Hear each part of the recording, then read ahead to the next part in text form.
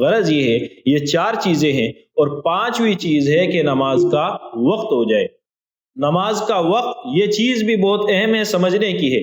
نماز کے لیے پورے 24 گھنٹے نماز کا وقت ہے، وقت سے پہلے نماز نہیں ہوتی ہے، وقت کے بعد ہی ہوگی۔ وقت جب تک نہیں آئے گا آپ نماز پڑھیں گے مانی نہیں جائے گی۔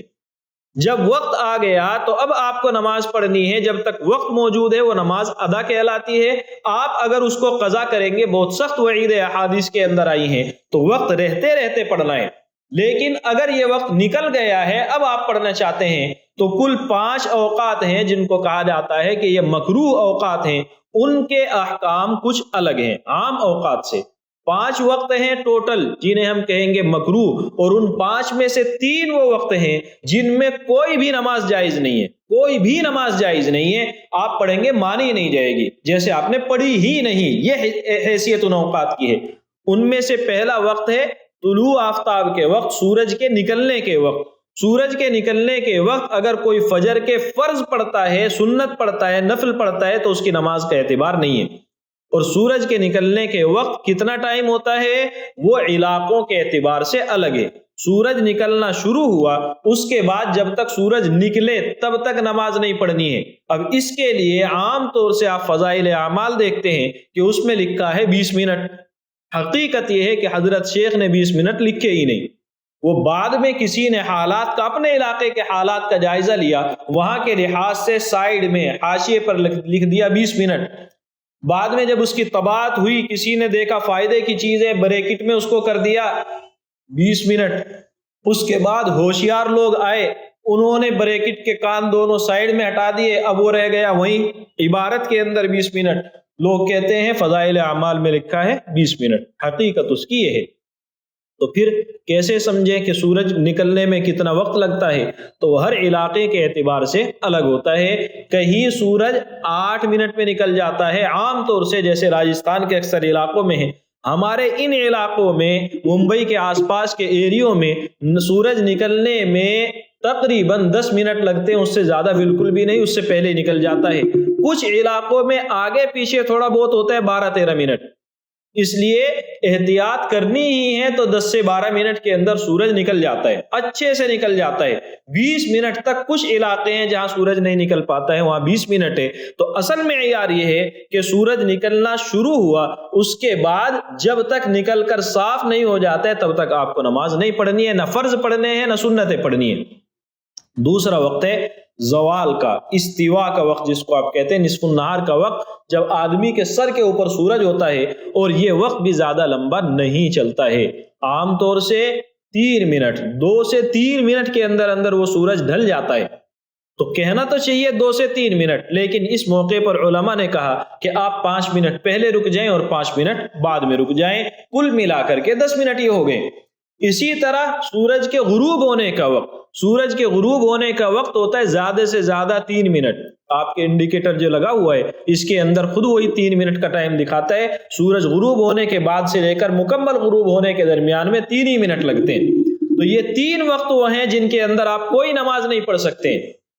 اس کے بعد 2 وقت ہیں جن کو کہا جاتا ہے یہ بھی مکروہ وقت ہیں، لیکن وہ مکروہ وقت ہے صرف نفل کے معاملے میں۔ ایک ہے سحری ختم ہونے کے بعد جب فجر کا وقت شروع ہوتا ہے، تو اس وقت سے لے کر کے سورج کے نکلنے تک، جس کو ہم فجر کا پورا وقت کہتے ہیں، اس وقت کے اندر آپ کو کوئی بھی نفل نہیں پڑھنی ہے، کوئی بھی نفل نہیں پڑھنی ہے۔ وہ لوگ جو تہجد پڑھنے کی کوشش کرتے ہیں اور اس کوشش میں وہ ان کی آنکھ نہیں کھلتی ہے، وہ کیا کرتے ہیں، اذان ہونے کے بعد مسجد میں آئیں گے اور آ کر کے اپنی تہجد کی نماز 8 رکعت 10 رکعت پڑھ رہے ہیں، وہ غلط کرتے ہیں۔ ان کے لیے نفل نماز پڑھنی کب ہے؟ یا تو تہجد میں پڑھیں یا تو سورج نکلنے کے بعد پڑھیں۔ البتہ فجر کی 2 سنتیں یہ اس وقت میں پڑھی جائیں گی، اس کے بعد فجر کی فرض نماز پڑھی جائے گی۔ ان 4 رکعت کے علاوہ آپ کو نماز نہیں پڑھنی ہے۔ البتہ آپ کی فرض نماز چھٹی ہوئی تھی، اس کو آپ قضا کرنا چاہتے ہیں، کر سکتے ہیں۔ آپ کے رات وتر نہیں پڑھے تھے، آپ وہ پڑھنا چاہتے ہیں، ابھی ان کی قضا کرنا چاہتے ہیں، کر سکتے ہیں۔ تو فرض نماز پڑھی جا سکتی ہے، وتر نماز پڑھی جا سکتی ہے، کب؟ صبح صادق سے لے کر کے سورج کے نکلنے تک۔ اس کے بعد دوسرا وقت یہی جس کے اندر نفل پڑھنا مکروہ ہے وہ آتا ہے عصر کے فرض پڑھنے کے بعد۔ فرضوں سے پہلے آپ جتنے چاہیں نفل پڑھ لیں، اسی لیے احناف کے یہاں عصر کی نماز آپ لیٹ کر کے پڑھیں گے چلتا ہے، اور افضل یہی ہے کہ کچھ وقت گزر جائے اس کے بعد آپ پڑھیں۔ بات کیا ہوئی؟ عصر کے فرض نمازوں کے بعد میں آپ کو نفل نہیں پڑھنے ہیں۔ کب تک نہیں پڑھنے ہیں؟ یہاں بھی دو وقت شروع ہوتے ہیں۔ جب آپ فرض پڑھ چکے، اب سورج پیلا جب پڑ جائے، جب اس پر اطمینان سے آنکھیں جمنے لگیں، اس سے پہلے کے وقت میں آپ کوئی بھی فرض پڑھ سکتے ہیں، نفل نہیں پڑھ سکتے ہیں۔ ظہر چھٹی ہوئی تھی، آپ کی فجر چھٹی ہوئی تھی، کل کی عصر چھٹی ہوئی تھی، کوئی بھی نماز چھٹی ہوئی تھی، سورج کے پیلا پڑنے سے پہلے اور عصر کے فرض نماز کے بعد آپ اپنے فرض قضا کر سکتے ہیں، البتہ آپ نفل نہیں پڑھیں گے۔ اور جب سورج پیلا پڑ گیا، اس پر نگاہیں جمنے لگی، اب آپ کیا کریں گے؟ کوئی بھی نماز نہیں پڑھیں گے، فرض بھی نہیں پڑھیں گے، البتہ آج کی جو عصر ہے اس کو آپ پڑھ سکتے ہیں۔ تو یہ دو وقت ہوئے جن کو ہم کہتے ہیں کہ یہ مکروہ اوقات ہیں، اس لحاظ سے کہ ان میں نفل نہیں پڑھنی ہے، اور تین وقت وہ ہوئے جن کے اندر آپ کو کوئی بھی نماز نہیں پڑھنی ہے۔ پھر اس میں بہت سی غلط فہمیاں چلتی ہیں کہ جو عین زوال کا وقت ہے وہ ہر علاقے میں الگ ہے، 12 بجے کے آس پاس ہوتا ہے، ہمارے یہاں 12:47 پر ہو رہا ہے، 12:47 46۔ تو یہ جو اوقات ہیں کہ رات کو جب 12:47 ہوگی ہم نماز پڑھ سکتے ہیں کہ نہیں پڑھ سکتے ہیں؟ ظہر کا وقت ختم ہو کر عصر کا وقت شروع ہو رہا ہے تو ابھی نماز پڑھ سکتے ہیں کہ نہیں پڑھ سکتے ہیں؟ شریعت آپ کو اتنی مشکل میں نہیں ڈالتی ہے کہ آپ پھنس جائیں۔ تو ان تین اوقات کے علاوہ وقت کی چینجنگ، وقت کا بدلنا آپ کے لیے نقصان دہ نہیں ہے۔ تو یہ چوتھی پانچویں شرط ہوئی نماز کے لیے کہ نماز کا وقت ہو جائے۔ طہارت جس میں تین چیزیں آئیں، سطر کا چھپانا جس میں ایک چیز آئی، وقت کا ہونا، اور چھٹی چیز ہے قبلے کی طرف رخ کرنا۔ قبلے کی طرف رخ کرنا، آپ جب آپ کے سامنے اگر خانہ کعبہ ہے تو آپ کے لیے ضروری ہے کہ آپ کا سینہ بالکل پروپر خانہ کعبہ کی طرف ہو، اگر اس سے ادھر ادھر پھرو گے نماز نہیں ہوگی۔ لیکن جب خانہ کعبہ سامنے نہیں ہے، اب آپ کے لیے ضروری ہے کہ آپ کا رخ اس سمت میں ہو، اس طرف ہو، اس جانب ہو، اس جہت میں ہو جدھر خانہ کعبہ ہے۔ ہمارے لیے مغرب کی جانب میں ہے تو مغرب کی طرف رخ ہونا چاہیے۔ آپ اچھے سے اطمینان کر لیں کہ خانہ کعبہ ادھر ہے۔ خانہ کعبہ کو جاننے کے طریقے دو، ایک یہ کہ اس علاقے میں مسجدیں ہیں، تو جو پرانی مسجدیں ہیں ان لوگوں کو بنانے کے وقت ان کی ذمہ داری تھی کہ انہوں نے لحاظ کرنا تھا، انہوں نے کیا۔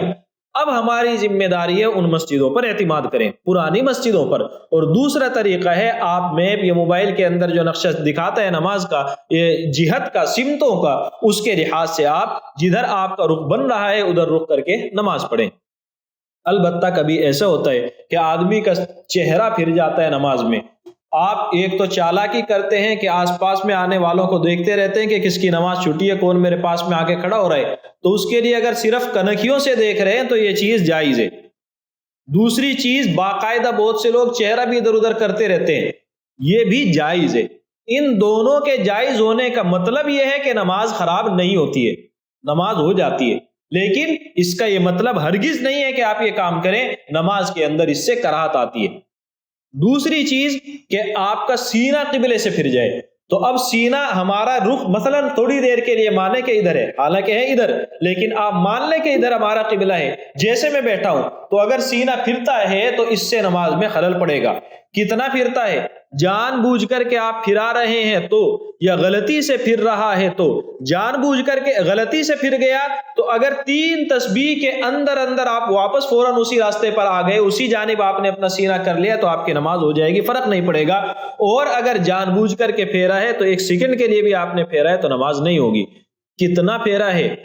جب آپ سمتوں کو، جہتوں کو سمجھتے ہیں تو کل 4 جہت کا نام لیتے ہیں، شمال، جنوب، مشرق اور مغرب۔ ان چاروں کا مطلب یہ ہوا کہ آپ کے تصور میں 4 ہی جہتیں، تو ہم بھی یہی کہتے ہیں جدھر خانہ کعبہ ہے اس کو ایک جہت مانو، اور ایک جہت کل ہوتی ہے 90 ڈگری، 90 درجے یہ ہوتا ہے، کیونکہ 360 کل جہتیں ہیں، کل جو ہمارے پاس میں ڈگری ہیں یا درجات ہیں وہ کل 360 ہیں۔ اب اس 360 کو 4 حصوں میں تقسیم کیا تو 90 ہے، اور جب آپ کسی ایک جانب رخ کر کے کھڑے ہو جائیں گے تو اب اس سے 45 ادھر اور 45 ادھر، یہ کل آپ کے لیے ایک جہت بنی قبلے کی۔ اگر اس 45 سے آپ آگے بڑھیں گے تو نماز نہیں ہوگی، ادھر والے 45 سے آگے بڑھیں گے تو نماز نہیں ہوگی۔ یعنی آسان لفظوں میں کہ نمازی کا سینہ اگر قبلے سے 45 ڈگری سے زیادہ پھر گیا، چاہے غلطی سے ہو یا جان بوجھ کر کے ہو، تو اگر وہ غلطی سے تھا تو 3 مرتبہ تسبیح پڑھنے کے برابر پھر آ رہا تو نماز نہیں ہوگی، اور اگر جان بوجھ کر کے اس نے 45 سے آگے بڑھا دیا ہے تو نماز نہیں ہوگی۔ 45 کے اندر ہے تو نماز ہو جائے گی، لیکن سینے کو پھیرنا یقیناً اس کی نماز کو متاثر کرے گا۔ تو چھٹی چیز ہوئی کہ قبلے کی طرف آپ رخ کریں، اور 7ویں چیز یہ ہے کہ آپ نماز کی نیت کریں۔ نماز کی نیت، کوئی بھی نیت کا مطلب ہوتا ہے دل میں ارادہ کر لیں، بھئی کہاں جا رہے ہو؟ فلاں جگہ جا رہا ہوں، اس کا مطلب اس کی نیت ہے وہاں جانے کی، یہی نیت ہے۔ آپ نماز پڑھنے لگے، میں نے آپ کا ہاتھ پکڑ لیا، بھئی کیا کر رہے ہو؟ نماز پڑھ رہا ہوں۔ کون سی پڑھ رہے ہو؟ زہر کی پڑھ رہا ہوں۔ کافی ہے، آپ کو پتہ ہے زہر میں 4 ہی رکعت ہوتی ہے، نہ 3 ہوتی ہے نہ 2۔ تو جب آپ نے زہر کی نماز کی نیت کر لی تو خود بخود 4 رکعت کی نیت بھی ہو گئی ہے۔ آپ جب نماز پڑھیں گے قبلے کی طرف رخ آپ کا یقیناً ہونا چاہیے، ورنہ نماز ہوگی نہیں۔ یہ تو چیز ہم نے بھی ذکر کی ہے۔ تو اب یہاں قبلے کی طرف، منہ میرا قبلے کی طرف، اس کی بھی ضرورت نہیں ہے۔ تو آسان لفظوں میں ہم یہ کہیں کہ جب نیت نماز کی کریں تو صرف دل میں یہ ارادہ ہو کہ میں نماز پڑھ رہا ہوں، فلاں نماز پڑھ رہا ہوں، نماز پڑھ رہا ہوں، فلاں نماز پڑھ رہا ہوں۔ اور تیسری چیز یہ ہوگی، اگر آپ امام کی اقتداء میں نماز پڑھ رہے ہیں تو آپ کو چاہیے کہ میں امام کی اقتداء میں نماز پڑھ رہا ہوں۔ اس امام کی اقتداء میں یہ نیت نہیں، امام کی اقتداء میں نماز پڑھ رہا ہوں۔ آپ نے اتنی نیت کر لی، آپ کی نماز ہو جائے گی۔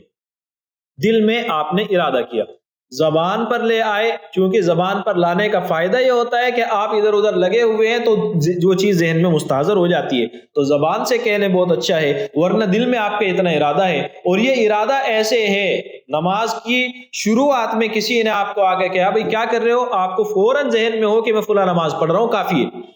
جب آپ کی طرف سے نیت پائی گئی، اب آپ کے لیے یہ سمجھ لیں یہ 7 شرطیں مکمل ہوئی۔ پہلی چیز طہارت، اور طہارت میں بدن کی طہارت، کپڑوں کی طہارت، اور اس جگہ کی طہارت جہاں پر ہم نماز پڑھ رہے ہیں۔ اس سے پہلے سیشن میں تینوں کی تفصیل آ چکی ہے۔ آج جن 4 چیزوں کے بارے میں بات کی وہ ہے سطر کا چھپانا، جو مرد اور عورت کے حق میں تھوڑا سا مختلف ہے، تفصیل اس کی آ چکی ہے۔ اسی طریقے سے ایک چیز ہے کہ نماز کا وقت ہو جائے، اور نماز کا وقت ہونے کا مطلب کیا وہ آپ کو سمجھ میں آ گیا ہوگا۔ پہلی چیز، نماز کا وقت شروع ہو چکا ہو، پہلے پڑھیں گے نہیں، اور جب شروع ہو چکا ہے تو ادا پڑھنی ہے تو وقت کے اندر اور اس کی کوشش کرنی چاہیے۔ اور اس کے بعد اگر وقت نکل چکا ہے تو پھر 5 وقتوں کی آپ کو لحاظ کرنا ہے۔ 5 وقتوں میں سے 3 وقتوں میں بالکل نہیں ہوگی، 2 وقتوں میں فرض نماز ہو جائے گی۔ اور چھٹی چیز ہے کہ قبلے کی طرف رخ کرنا ہے، اس کی تفصیل آپ کے سامنے آئی۔ اور 7ویں چیز ہے آپ کو نیت کرنی ہے۔ جب یہ 7 چیزیں آپ کی طرف سے پائی گئی تو نماز شروع کرنے سے پہلے جو 7 کام کرنے ضروری تھے وہ آپ کے مکمل ہوئے۔ اب نماز کیسے شروع کرنی ہے اس کو ہم انشاءاللہ بعد میں سمجھیں گے۔ اللہ تعالی ہم سب کو سمجھنے کی، عمل کرنے کی توفیق عطا فرمائے۔ وآخر دعوانا ان الحمد للہ رب العالمین۔